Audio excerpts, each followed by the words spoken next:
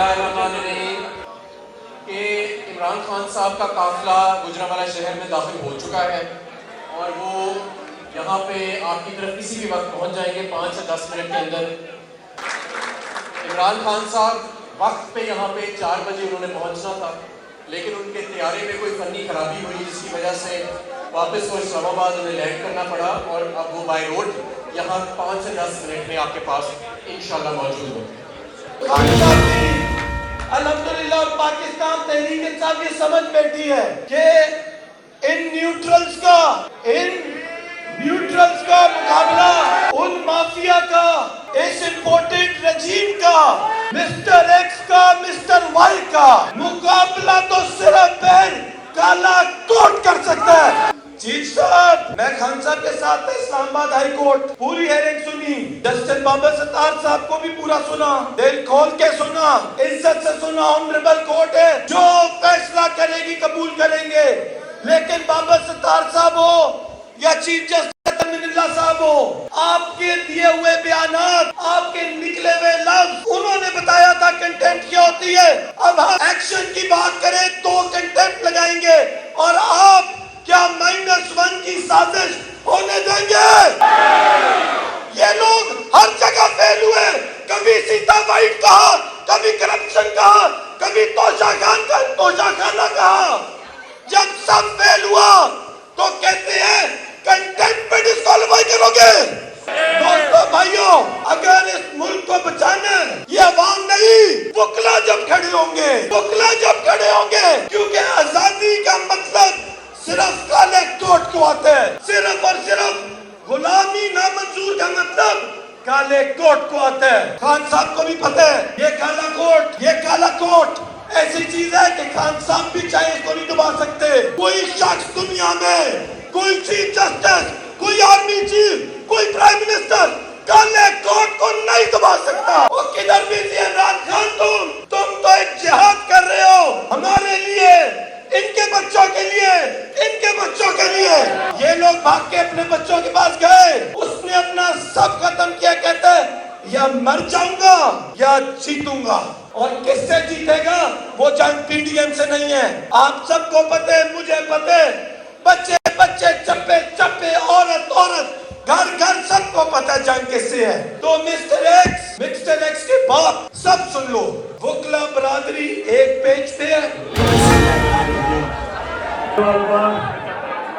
मैं आज इस शानदार इस्तेमाल का आपका दिल से शुक्रिया अदा करता हूँ, बहुत शुक्रिया। आज एक पैगाम लेके आया हूँ कि मुझे पाकिस्तान के वकीलों की जरूरत है।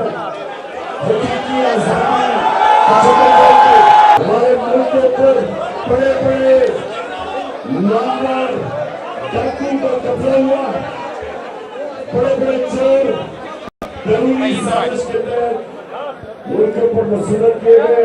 और अगर इस कौम ने ऊपर जाना, जब तक हम इनसे अपने आप को आजाद नहीं करेंगे, हमारा मुस्तकबिल अंधेरे में।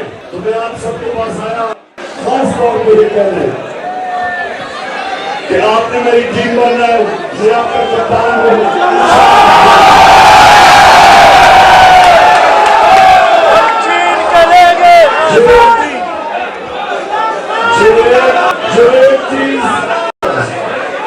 एक चीज जो आप सारे वकीलों की जिम्मेदारी है, उसे कहते हैं रूल ऑफ लॉ, कानून की बालादस्ती। इस वक्त पाकिस्तान में ताकत की हुक्मरानी कानून की नहीं है। और मैं अपने सब वकीलों कम्युनिटी, मैं सबको आज ये कहना चाहता हूँ, आपको समझना चाहिए, आप कानून समझते हैं, आपकी जिम्मेदारी है कि इस मुल्क में हम इंसाफ कायम करें। और इंशाअल्लाह ये हमारी हकीकी आजादी की तहरीक है। पाकिस्तान की शान है आप, पाकिस्तान के पहलवान हैं आप, पाकिस्तान के कप्तान हैं आप, पाकिस्तान की पूरी दुनिया में पहचान है आप। इंपोर्टेड हुकूमत के लिए तूफान है आप, इमरान खान है आप। है ये राहे अमल, आओ हम सब साथ चले, मुश्किल हो या आसानी, हाथ में डाले हाथ चले। धड़कन है पंजाब मगर दिल अपना मैदान है। मैं भी पाकिस्तान हूँ, तू भी पाकिस्तान है। तू तो मेरी जान है, तू तो मेरी आन है, तू मेरा ईमान है। बिस्मिल्लाहिर्रहमानिर्रहीम। इय्याका नअबुदु व इय्याका नस्तईन। गुजरांवाला, मैं आज आपका खास शुक्रिया अदा करना चाहता हूं। मैं जब आज रास्ते में कई घंटे गाड़ी में बैठ के, क्योंकि जहाज में आ नहीं सका तो गाड़ी से आ रहा था, तो मैं शाह महमूद कुरैशी को कह रहा था कि एक दफा अभी 2 महीने पहले गुजरांवाला ने ये पूरा स्टेडियम भर दिया था, तो शायद इस बारी गुजरांवाला ये स्टेडियम ना भर सके। तो इसलिए आज आप सबको देख के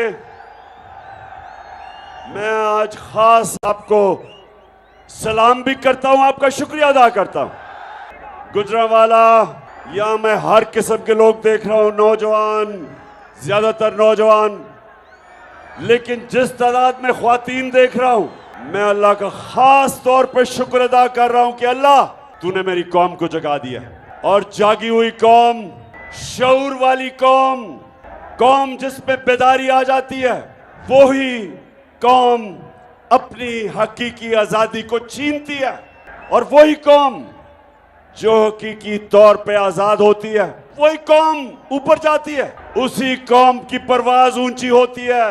तो गुजरांवाला, आज मैंने आपसे कई बातें करनी है, लेकिन सबसे पहले मैं अपनी कौम को, 4 चीजें हैं जो इंसान को, कौम को हकीकी तौर पे आजाद करती है, 4 चीजें। तो गुजरांवाला, मैं नौजवानों, खास तौर पे आपके लिए, कि मैं, अल्लाह ने मौका दिया मुझे दुनिया में सफर करने का, हर किस्म के मुल्क मैंने देखा, दुनिया के माशरे मैंने देखे, लेकिन एक चीज मैंने देखी कि कभी भी कोई कौम उसकी परवाज ऊपर नहीं जा सकती जब तक वो गुलामी की जंजीरें नहीं तोड़ती। और मेरी पूरी कोशिश है कि मैं अपनी कौम को आजाद करूं। तो 4 किस्म की चीजें, 4 किस्म की गुलामियां, 4 चीजें हैं जो हमें गुलाम रखती हैं। सबसे पहले ये याद रखें कि ला इलाहा इल्लल्लाह इंसान को आजाद करता है। जब ये अल्लाह के सामने, गुजरांवाला, जब ये दावा करते हैं कि अल्लाह तेरे सिवा कोई खुदा नहीं, तेरे सिवा अल्लाह मैं किसी के सामने नहीं झुकूंगा, ये सबसे पहला दावा आजादी का है। और मैं बार बार अपने लोगों को बताता हूं कि मेरे नबी सल्लल्लाहु अलैहि वसल्लम ने मदीना की रियासत में दुनिया की तारीख का सबसे बड़ा इनकलाब लेके आए। 622 और 632 के बीच में दुनिया की तारीख का सबसे बड़ा इनकलाब वो मदीना में लेके आए। तो मैं अपने नौजवानों, मेरी पूरी कोशिश है कि मैं अपने नबी सल्लल्लाहु अलैहि वसल्लम की, आपको उनकी जिंदगी, उनकी सीरत से आपको भी आजाद करूं, क्योंकि हम अभी तक हकीकी तौर पे आजाद नहीं हुए। अंग्रेज की गुलामी से तो कायदे आजम ने हमें आजाद कर दिया, लेकिन जो मौजूदा 4 किस्म की गुलामी है, मेरी पूरी कोशिश है कि मैं अपनी कौम को आजाद करूं। तो सबसे पहली गुलामी, मेरे नौजवानों और मेरी बहनों, खास तौर पे मैं चाहता हूं, जिस तरह मेरी वालदा ने बचपन से मुझे बताया, मैं जब, हमेशा मुझे याद था कि मेरी वालदा मुझे बताती थी कि तुम्हें नहीं अंदाजा कि गुलामी क्या होती है, हमने अंग्रेज की गुलामी देखी है। और बचपन से वो मुझे बताती थी, और कितने फख्र से बताती थी कि आप एक आजाद पैदा हुए। तो जो सबसे बड़ी और बुरी गुलामी, वो तो है कि आपके ऊपर कोई और मुल्क कब्जा कर ले और आपको गुलाम बना दे। जो अंग्रेज ने हमें बनाया, उससे हम आजाद हो गए। लेकिन जो दूसरी गुलामी, वो क्या है कि वो एक दूसरा मुल्क आपको फतह किए बगैर गुलाम बना देता है। वो आपको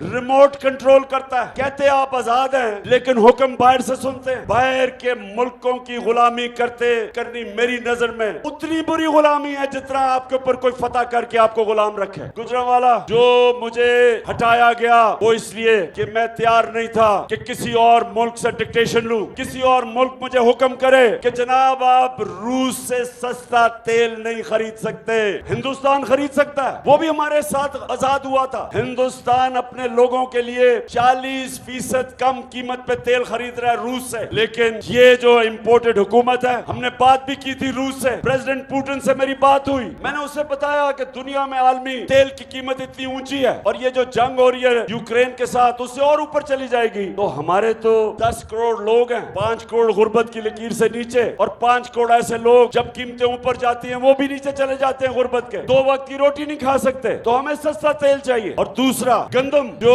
20 लाख टन हमने गंदम खरीदनी थी, मैंने उससे कहा कि हमें डिस्काउंट पे गंदम चाहिए ताकि हम अपने लोगों को सस्ता अनाज बेच सके। दोनों मान गया, वापस आया, और आपको पता है जो बैरूनी साजिश चली उससे हमारी हुकूमत कराई गई और ये इंपोर्टेड चोरों को हमारे ऊपर मुसल्लत किया गया। और उन्होंने आते साथ ही पहला काम क्या किया, अमेरिका से डर के रूस से ना उन्होंने गंदम ली और ना ही उन्होंने सस्ता तेल लिया, और उन लोगों के ऊपर महंगाई का बम फेंक दिया। कभी इतनी महंगाई नहीं हुई। और फिर एक तरफ महंगाई और दूसरी तरफ हमारा जो वजीर आजम क्राइम मिनिस्टर जेरी ब्लॉसम दुनिया में चला गया पैसे मांगने के लिए। अब गुजरांवाला मैं आपको एक और चीज बताऊं कि जब प्राइम मिनिस्टर था मैं, तो जब भी मैं किसी बैरून मुल्क मिनिस्टर या प्राइम मिनिस्टर से मिलता था तो मुझे पहले मेरा फॉरेन ऑफिस बताता था कि इसकी रेपुटेशन क्या है, इसकी तालीम क्या है, ईमानदार है, चोर है, करप्ट है, सब कुछ पता। सब हर चीज जिससे भी मैं मिलता था और जो भी दुनिया में प्राइम मिनिस्टर मिलता है हर चीज उसका अगला पिछला पहले पता चल जाता है। तो जब शहबाज शरीफ गया पैसे मांगने के लिए तो जरा ये बताएं कि क्या कहा उसने वापस आकर। मैं सऊदी अरब से होके आया हूँ, मैं यूएई के होके, अभी मैं तुर्की होके आया हूँ, और मैंने उन भाइयों को कहा कि आप हमारे बड़े अजीम भाई हैं, हमेशा आपने हमारी मदद की। और मैंने यही कहा जब मैं आया हूँ तो आप समझेंगे शायद ये मांगने आया है, मैं मांगने नहीं आया लेकिन मजबूरी है। जिस तरह माजी में 75 साल में आपने हमारा हाथ बटाया है, कुछ अर्सा आप हाथ बटा। मैंने कहा मैं वादा करता हूं कि इंशाअल्लाह हम पूरी कौम हम मिलकर दिन रात मेहनत करेंगे, पसीना कराएंगे, अपने पांव पे खड़े होंगे। गुजरांवाला, ये इस चीज के खिलाफ, इससे डर के जो ये शहबाज शरीफ ने आपको नहीं बताया कि जी मैं आपसे पैसे मांगने आया हूँ, मैं मजबूर हूँ, पैसे वापस कर दूंगा। ये अभी आप घर इधर से जाएं, कोई मांगने वाला आपको मिलेगा वो यही कहेगा कि मैं बड़ा मजबूर हूँ, मैं मांगना नहीं चाहता लेकिन बड़ा मजबूर हूँ। तो असल तो उससे पूछना चाहिए। अच्छा, आप जिधर ये मांगने गया, अब ये सुने, जो सरबराह शहबाज शरीफ को मिला उन सबको पता होगा कि नवाज शरीफ और शहबाज शरीफ के अरबों डॉलर मुल्क से बाहर पड़े हैं, और इनका जो साथी है आसिफ जरदारी, अरबों रुपए की इनकी प्रॉपर्टीज बाहर हैं, उनको सब पता है। तो उनके सामने जब मांगने गए तो यही होना था। अच्छा, अब ये कल मिला है, ये जरा गौर से देखें पाकिस्तानियों, मैं आपको क्यों कह रहा हूँ कि आपने मेरे से मिलके, मेरे साथ मिलके हकीकी आजादी की जद्दोजहद जहाद करनी है। मैं इसलिए कह रहा हूँ कि मांगने वाले की दुनिया में कोई इज्जत नहीं है। आप जाके आजमा लें। माँ बाप से तो कोई ज्यादा अपने बच्चों की फिक्र नहीं करता, लेकिन माँ बाप के भी 2 बच्चे होंगे। एक बच्चा सारा वक्त माँ बाप से पैसे मांगेगा, दूसरा उसी मुनी माँ बाप का बच्चा खुददार होगा, नहीं पैसे मांगेगा। माँ बाप भी उस बच्चे की इज्जत करेंगे जो पैसे नहीं मांगता, हाथ नहीं फैलाता। अच्छा, यूनाइटेड नेशंस का सेक्रेटरी जनरल आया कल, अब सैलाब आया हुआ है। अब सैलाब वो आया है सैलाब इलाके देखने के लिए, तो ये है अंग्रेजी में, लेकिन मैं बाद में आपको बता दूंगा वो क्या कहता है। ये जरा गौर से देखें इसको। Generous net. Just your help to Pakistan will help helpless people in this country.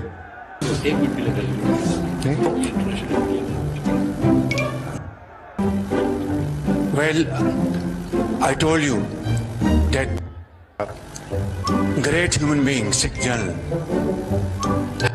today language which is not only understood by the people of Pakistan, रुको जरा, सबर करो, but by all those who have a human heart. What? Bro, what are you talking about, man? Who are compassionate. And तो दिखाओ उसका। Your help to Pakistan will help helpless people in this country. एक minute के लिए ये international media में अंग्रेजी तो बोली मैं।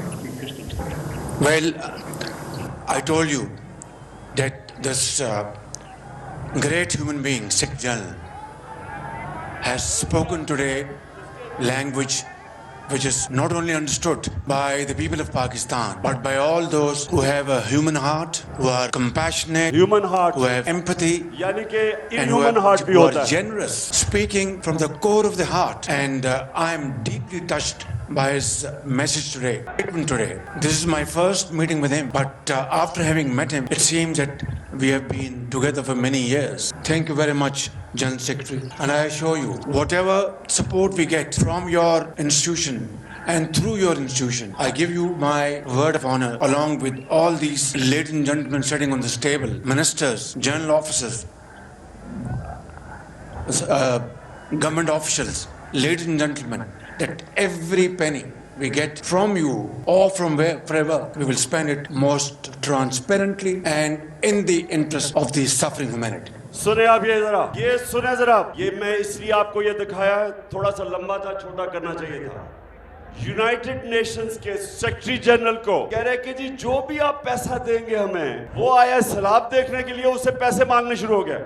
जो भी पैसे देंगे आप जो पैसे देंगे, हम आपको श्योर करते हैं कि हम बड़ी ईमानदारी से खर्च करेंगे. उसको कह रहे हैं कि जो भी पैसे देंगे, मैं और मेरे वजीर कह रहे हैं कि हम बड़ी ईमानदारी से पैसा खर्च करेंगे. और शहबाज शरीफ उसको पहले ही पता है कि 60% आपके वजीर जमानत पे हैं, करप्शन के केसेस है उन पे.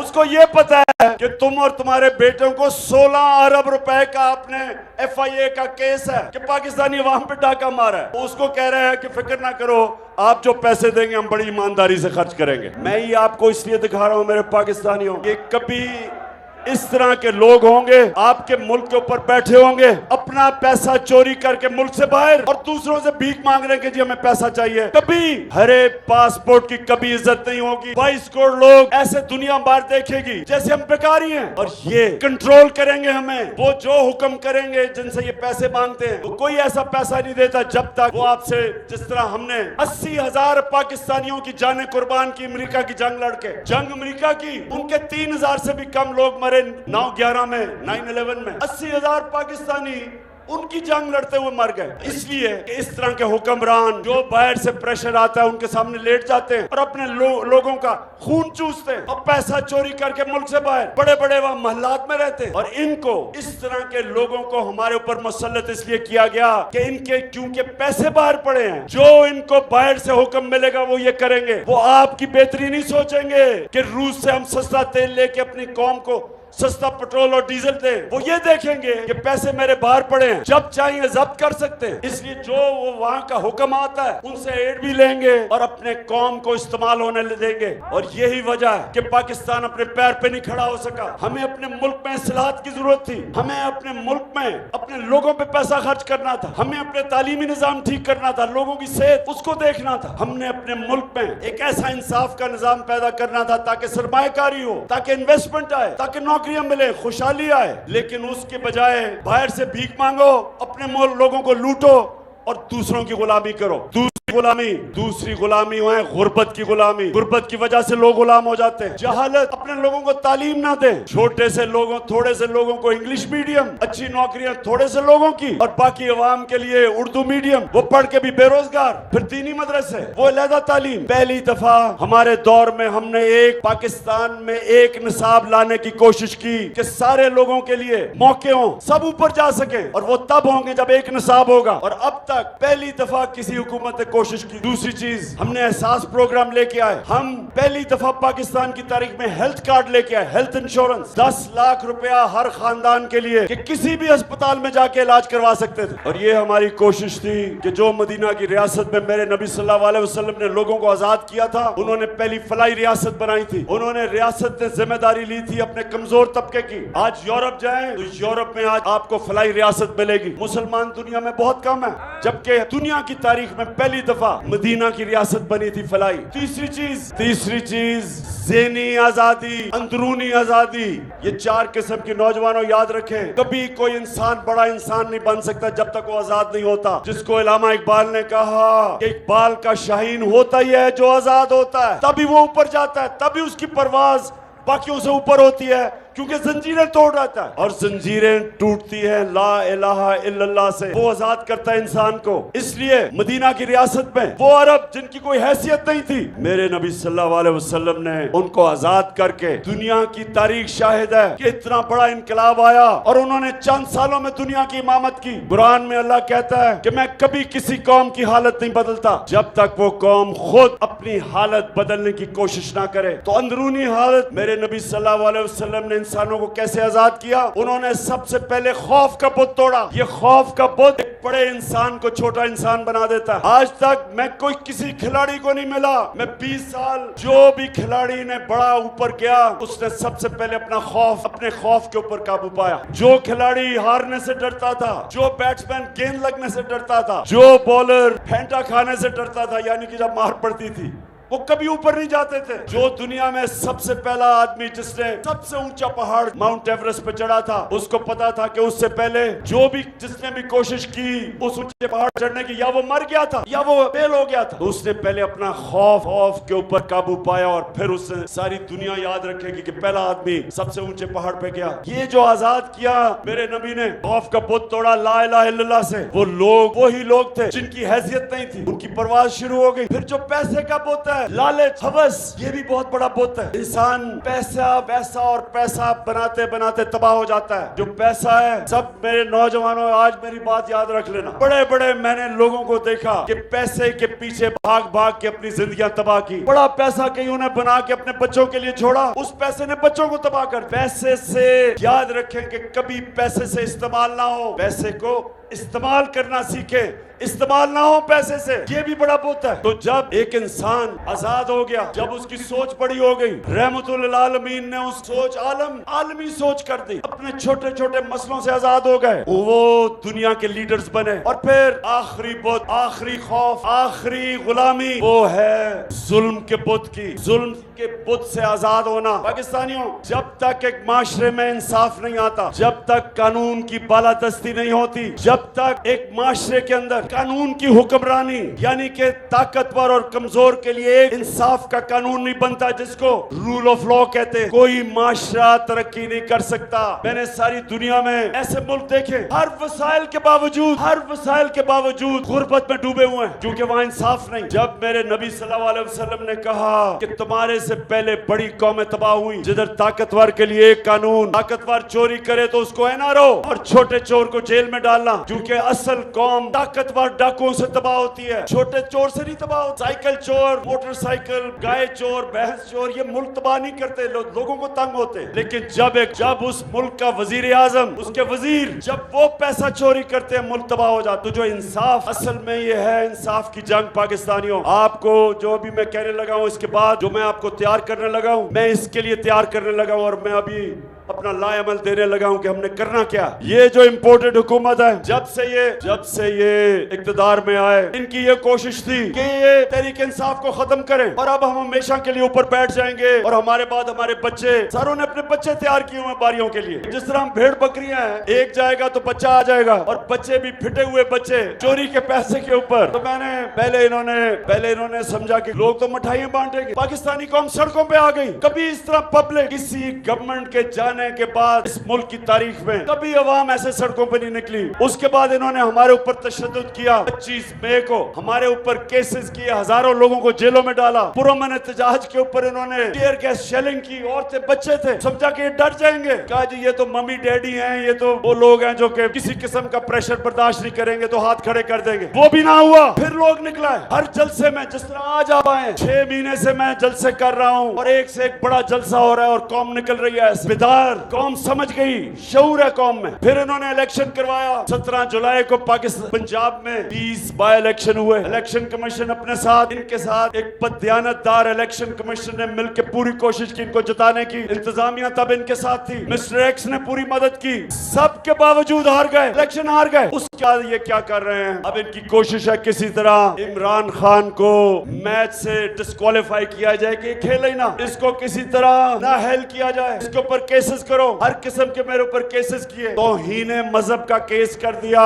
मदीना के अंदर ये शहबाज शरीफ और इसके वजीर गए, 27वीं रमजान थी, हम यहाँ शब्बे दुआ कर रहे थे तो पता चला इनको वहां चोर चोर की आवाजें लग गई। मदीना में आवाजें लगती हैं और मेरे ऊपर तौहीन मजहब कर दिया जाता है, FIR काट दी जाती है। उसके बाद हर मौका ढूंढा जाता है कि किसी तरह इमरान खान की कोई ऐसी चीज का केस कर दो। मुझे यही नहीं पता कितनी 20 FIR तो हो चुकी है। इन्होंने फिर क्या किया, मेरे ऊपर दहशतगर्दी का FIR काट दी। मुझे पकड़ने आ रहे थे, जेल में डालने आ रहे थे और मैं आप सबको बताऊं मैं तैयार बैठा था, बैग अपना मैंने पैक किया हुआ था, जेल के लिए मैं तैयार था। मैं तो आपको कह बैठा हूं कि जेल तो मेरे लिए बड़ी छोटी चीज है। मैं इन चोरों के खिलाफ अपने मुल्क को हकीकी तौर पे आजाद करने के लिए अपनी जान की कुर्बानी देने के लिए तैयार हूं। अब मेरे ऊपर इन्होंने दहशतगर्दी का पर्चा कर दिया। वो क्या था, मेरा जो चीफ ऑफ स्टाफ था शहबाज गिल, उसको इन्होंने अगवा किया। 2 दिन उन्होंने इसको ऊपर तशद्दुद किया। उसके बाद पुलिस स्टेशन आया, अदालत के सामने उसको पेश किया गया। उसने मुझे वकीलों के जरिए पैगाम भिजवाया कि इन्होंने मेरे ऊपर इतना तशद्दुद किया और सिर्फ एक चीज चाह रहे थे कि इमरान खान के खिलाफ कोई स्टेटमेंट दो। और उसने कहा कि मैं और तशद्दुद बर्दाश्त नहीं कर सकता। उसने कहा कि इन्होंने मुझे नंगा करके मेरे ऊपर तशद्दुद किया और उसने कहा कि अगर इन्होंने मुझे वापस रिमांड पे भेज दिया मैं ज़हनी तौर पे अब ये बर्दाश्त नहीं कर सकता। तो उसके ऊपर मैंने कहा था, जब उसको रिमांड पे भेजा गया मैंने तो उसके ऊपर कहा कि इसके ऊपर कानूनी कार्रवाई करेंगे, कानूनी कार्रवाई। इसके ऊपर इन्होंने मेरे ऊपर दहशतगर्दी का पर्चा किया। मुझे बताएं क्या ये दहशतगर्दी है? अब मैं ये सिर्फ आपको दिखाऊंगा कि मैंने क्या देखा जब मैंने ये स्टेटमेंट दी कि हम कानूनी कार्रवाई करेंगे। ये जरा देखें कि उसका हाल क्या था।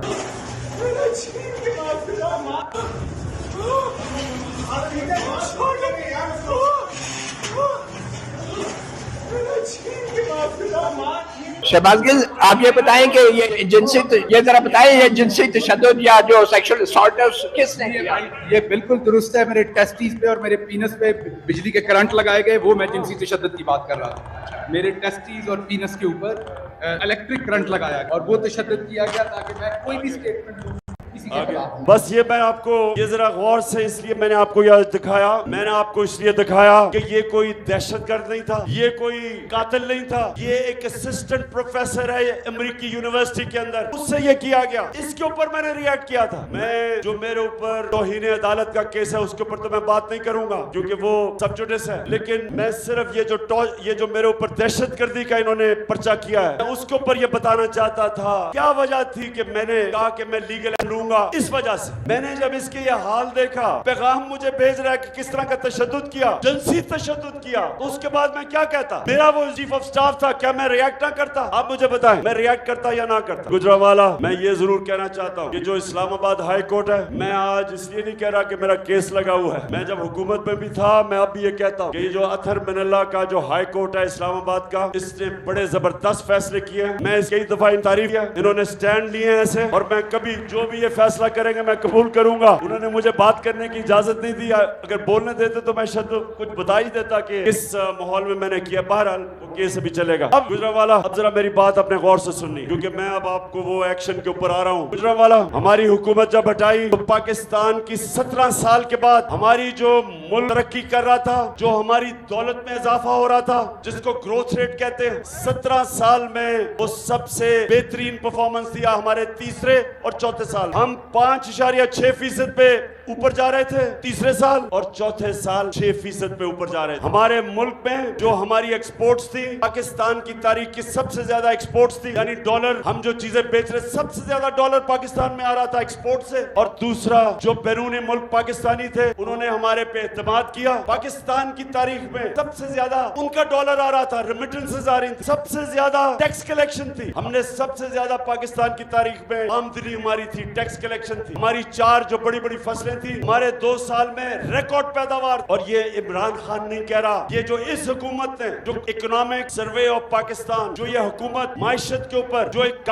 पेपर पब्लिश करती है, उसके मुताबिक ये सारी चीजें मैं आपको बता रहा हूँ। जब से ये आए हैं पाकिस्तानियों, जब से ये आए, सबसे पहले तो इन्होंने बिजली और पेट्रोल और डीजल की कीमत आसमानों पे चढ़ा दी। हम जब इक्तदार में थे, हमने क्या किया? हमारे दौर में तेल, ये जरा गौर से सुने ताकि आप में शऊर है, आपको समझ आए, मुल्क के इश्यूज की आपको आपको समझ आए? हम जब इक़्तिदार में थे, आलमी मार्केट में तेल $103 से $115 पे गया। आज तेल आलमी मार्केट में $90 का है, उससे सस्ता है। हम पेट्रोल ₹150 लीटर पे दे रहे थे और फजल रहमान को 145 रुपए लीटर पे दे रहे थे। इसलिए हमने कोशिश की कि जब आप पेट्रोल और डीजल बढ़ाएंगे सब कुछ बढ़ जाता है, लेकिन हम चाहते थे कि जब ये चीजें बढ़ाएं तो मेरे लोगों के ऊपर बोझ पड़ता है, लोग गुर्बत के लकीर के नीचे चले जाते हैं। जब महंगाई हो तो हमने अपने लोगों को महंगाई से तहफ़्फ़ुज़ दिया। हमने और जगह से पैसे लिए, हमने वो पैसे से कम कीमत पे तेल, पेट्रोल और डीजल और बिजली कम कीमत पे लोगों को दी, लोगों पे बोझ ना पड़े। उसके अलावा हमारे दौर में रुपया 178 पे था जब ये नो कॉन्फिडेंस मोशन आई, 178 पे डॉलर था। जब से ये आए डॉलर आज पहुंच गया 230 पे। इसकी वजह से मजीद महंगाई, आज पेट्रोल और डीजल 240 तक पहुंच गया।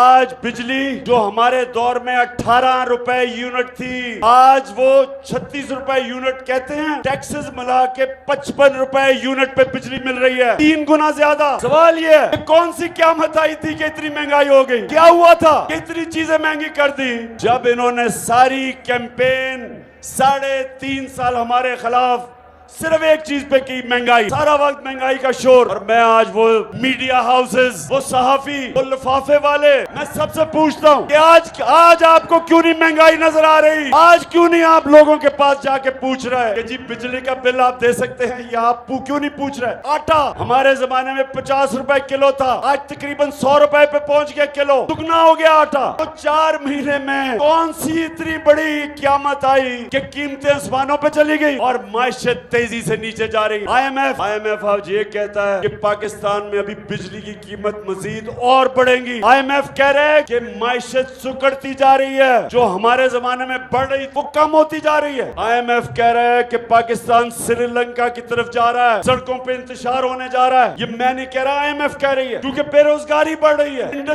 जो इंडस्ट्री हमारी बढ़ रही थी तेजी से, वो नीचे जा रही है। किसानों के लिए जो ट्यूबवेल में बिजली की कीमत, जो डीजल की कीमत, किसानों के लिए जो खादों की कीमत, DAP की कीमत, तो सारों को नजर आ रहा है कि अगले हम वो उस तरह की पैदावार हमारी अब नीचे जाएगी। तो इसलिए मेरा आज सवाल है कि जिन लोगों ने साजिश करके इनको हमारे ऊपर मुसल्लत किया, मैं उन सब से पूछता हूं कि क्या आपको पाकिस्तान की फिक्र नहीं? क्या आपको खौफ नहीं आ रहा कि हमारा मुल्क किधर जा रहा है? और क्या ये जो ऊपर बैठे हुए हैं, क्या कोई भी अब ये समझता है कि ये मुल्क को निकाल सकते हैं इस दलदल से? क्या कोई आप सामने समझते हैं कि वो जो शहबाज शरीफ हम इश्तिहारों के अंदर बड़ा कारनामे करता था, अरबों रुपए के इश्तिहार खर्च करके, कोई भी आप समझता है कि ये मुल्क को इस दलदल से निकाल सकता है? ये मजीद और हम नीचे जा रहे हैं। और इसलिए जो हम कहते हैं कि जब तक इस मुल्क में साफ और शफाफ इलेक्शन नहीं होते, जब तक सियासी इस्तेकाम नहीं आता, तो मायशत इसी तरह नीचे जाती रहेगी। मायशी इस्तेकाम आएगा सियासी इस्तेकाम से। मैं अपनी सारी कौम को आज एक पैगाम देने आया हूँ। ये मैंने एक फैसला किया था कि गुजरांवाला जलसे में मैं अपनी कौम को एक कॉल दूंगा। मैं अपनी कौम को तैयार करूंगा कि हम अपने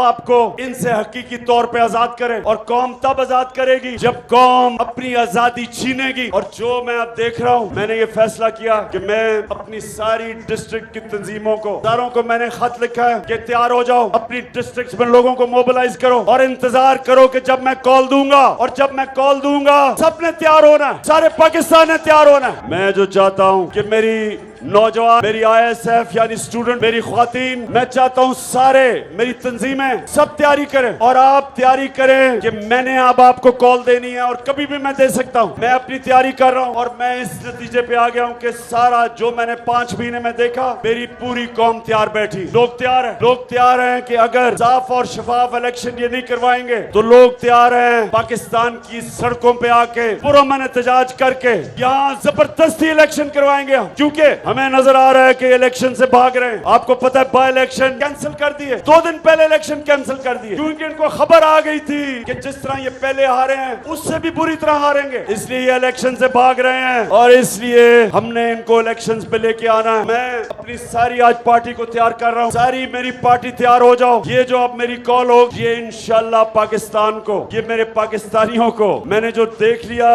ऊपर से लेके नीचे तक सब तैयार बैठे। क्यों गुजरांवाला तैयार हो? आखिर मैं उन लोगों से बात करना चाहता हूं जिनके पास पावर है, अपने मुल्क की एस्टेब्लिशमेंट से सवाल करना चाहता हूं कि जिस तरह हमारा मुल्क ये इम्पोर्टेड हुकूमत तेजी से नीचे लेके जा रही है, जिस तरह जब से ये आए हैं लोगों की जिंदगी अजाब में, महंगाई में और माइशत जिस तरह नीचे जा रही है, और जो IMF की रिपोर्ट है, मुझे पता है कि आप कहते हैं वो आप न्यूट्रल है, लेकिन कौम आपको जिम्मेदार ठहराएगी अगर ये मुल्क इसी तरह नीचे जाता रहा। कौम आपको जिम्मेदार ठहराएगी कि आप रोक सकते थे इस मुल्क को इस दलदल में फंसने की और आपने कुछ नहीं किया। ये कौम आपको जिम्मेदार ठहराएगी अगर हमारी माइशत नीचे गई, वो डायरेक्टली हमारी नेशनल सिक्योरिटी को असरअंदाज होगी, क्योंकि जैसे जैसे माइशत नीचे जा रही है हम और मजबूर होते जा रहे हैं बैरूनी ताकत के। जो भी अब पैसा देगा, जो भी पैसा देगा, वो हमारे से वो चीज मांगेंगे जो हमारी नेशनल सिक्योरिटी को असरअंदाज होगी। इसलिए अभी भी टाइम है, इस मुल्क को नीचे जाने से बचाएं। और मैं आज आप सारी कौम के सामने कह रहा हूं कि जो इस मुल्क को इंशाल्लाह हमें अगर जब भी अल्लाह मौका देगा, मैं आज आपको कह रहा हूं कि अब कोई दूसरा मुल्क पाकिस्तान को इस दलदल से नहीं बचाएगा। जो हमें इस दलदल से निकालेंगे वो 1 करोड़ हमारे बैरून मुल्क पाकिस्तानी है, वो हमारा जो बाहर पाकिस्तानी बैठा है। इंशाल्लाह इनको हमने जिस दिन इस मुल्क में इनकी सरमायाकारी ले आए, 1 करोड़ में से 5 लाख पाकिस्तानियों ने भी, बैरून मुल्क पाकिस्तानियों ने इस मुल्क में सरमायाकारी शुरू कर दी। हमारे पास इतने डॉलर आ जाएंगे कि हमें कभी किसी के सामने हाथ फैलाना नहीं पड़ेगा। मैं आज गुजरांवाला का खास तौर पे फिर से शुक्रिया अदा करता हूं कि 2 महीने में दूसरी दफा आपके पास आया हूं और माशाअल्लाह आपका जुनून, आपका जज्बा, आपका शऊर, मैं आपको सलाम करता हूं। पाकिस्तान जिंदाबाद।